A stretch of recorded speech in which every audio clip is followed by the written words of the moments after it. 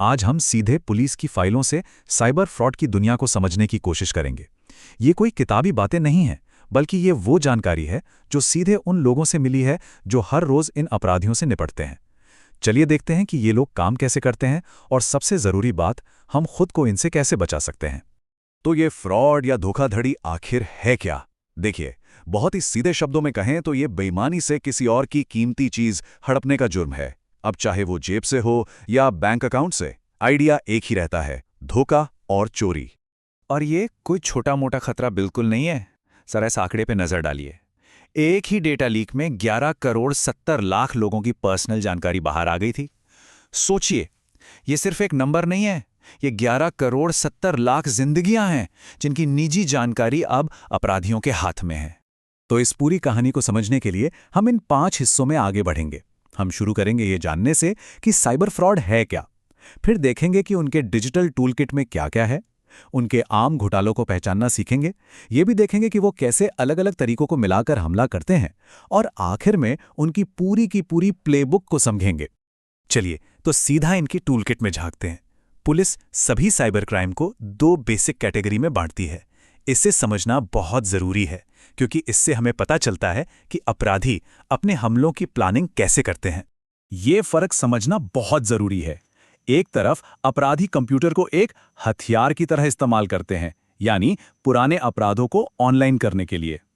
वहीं दूसरी तरफ वो कंप्यूटर को ही अपना निशाना बनाते हैं, मतलब उसे सीधे हैक करते हैं या वायरस से इन्फेक्ट कर देते हैं। यही उनके काम करने के 2 मुख्य तरीके हैं। अच्छा, अब जब हमें बड़ी पिक्चर समझ आ गई है, तो चलिए अब उन हमलों की बात करते हैं जिनका सामना हम सबको करना पड़ सकता है। इन्हें पहचानना ही सुरक्षा की पहली सीढ़ी है। सबसे पहले आता है फिशिंग, जो सबसे आम है। इसे आप एक बड़े से मछली पकड़ने वाले जाल की तरह समझिए। अपराधी हजारों नकली ईमेल्स भेजते हैं, इस उम्मीद में कि कोई ना कोई तो चारा निगल ही लेगा और अपने पासवर्ड या बैंक डिटेल्स जैसी कीमती जानकारी दे देगा। लेकिन अपराधी इससे भी ज्यादा चालाक होते हैं। स्पीयर फिशिंग में हमला बहुत ज्यादा टारगेटेड होता है। यहां वो अपना पूरा होमवर्क करके आते हैं। वो आपके नाम, आपकी नौकरी या आपकी हाल की एक्टिविटीज जैसी पर्सनल डिटेल्स का इस्तेमाल करते हैं, ताकि मैसेज 100% असली लगे। इससे झांसे में आने का खतरा बहुत बढ़ जाता है। और फिर आता है व्हेलिंग। जैसा कि नाम से ही जाहिर है, ये बड़ी मछलियों का शिकार है। ये हमले खास तौर पर कंपनी के सीईओज या सीनियर अधिकारियों जैसे बड़े टारगेट्स पर किए जाते हैं, जिनके पास कंपनी के सबसे संवेदनशील डेटा और पैसों का एक्सेस होता है। फिशिंग के अलावा क्रेडिट कार्ड फ्रॉड एक और बहुत बड़ा मैदान है। पुलिस के हिसाब से ये हैं वो 4 मुख्य तरीके जिनसे अपराधी आपके कार्ड की डिटेल्स चुराते हैं। या तो सीधे सीधे कार्ड चोरी करके, कार्ड रीडर पर स्किमिंग करके, आपकी डिटेल्स का इस्तेमाल ऑनलाइन करके, या फिर नकली दस्तावेजों से एक नया कार्ड बनवा के। और यहां आकर चीजें और भी ज्यादा खतरनाक हो जाती हैं। अपराधी न कभी कभार कोई एक चाल चलते हैं, अक्सर वो कई तरीकों को मिलाकर कह सकते हैं एक कॉकटेल तैयार करते हैं। इससे उनके हमले और भी ज्यादा असरदार हो जाते हैं और उन्हें पकड़ना लगभग नामुमकिन हो जाता है। एक क्लासिक एग्जाम्पल देखिए, कॉल टैग स्कैम। इसमें होता क्या है? पहले तो अपराधी चोरी किए गए कार्ड से ऑनलाइन कुछ खरीदता है। फिर वो डिलीवरी कंपनी का आदमी बनकर विक्टिम को फोन करता है और कहता है कि पैकेज गलती से डिलीवर हो गया था और क्या वो उसे वापस ले जा सकता है। ये डिजिटल फ्रॉड और असल दुनिया की सोशल इंजीनियरिंग का एक बहुत ही चालाक कॉम्बिनेशन है। एक और डरावना कॉकटेल है बैंक अकाउंट पर कब्जा। इसमें अपराधी आपके फोन का कंट्रोल ले लेते हैं, या तो आपका अलर्ट नंबर बदलवाकर या फिर आपके सिम की एक डुप्लीकेट कॉपी बनवाकर। और एक बार उनके पास आपके टेक्स्ट मैसेज का एक्सेस आ गया तो वो आपके पासवर्ड रीसेट करके आपका अकाउंट खाली कर सकते हैं, इससे पहले कि आपको पता भी चले कि कुछ गड़बड़ है। तो चलिए अब आखिरी हिस्से में इस पूरी आपराधिक दुनिया पर एक नजर डालते हैं। ये सिर्फ अलग अलग हमलों की बात नहीं है, ये तो एक पूरी अंडरग्राउंड इकोनॉमी है।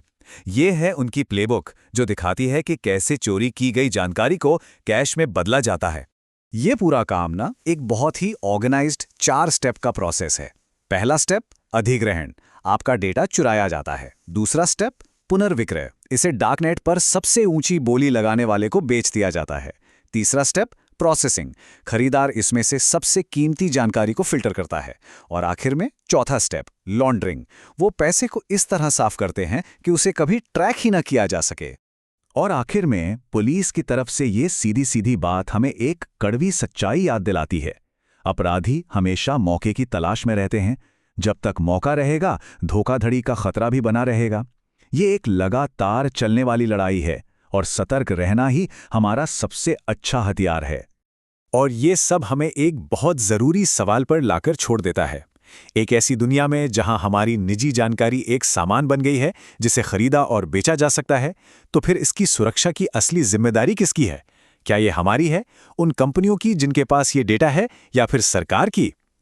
ये एक ऐसा सवाल है जिस पर सोचना बहुत ज़रूरी है।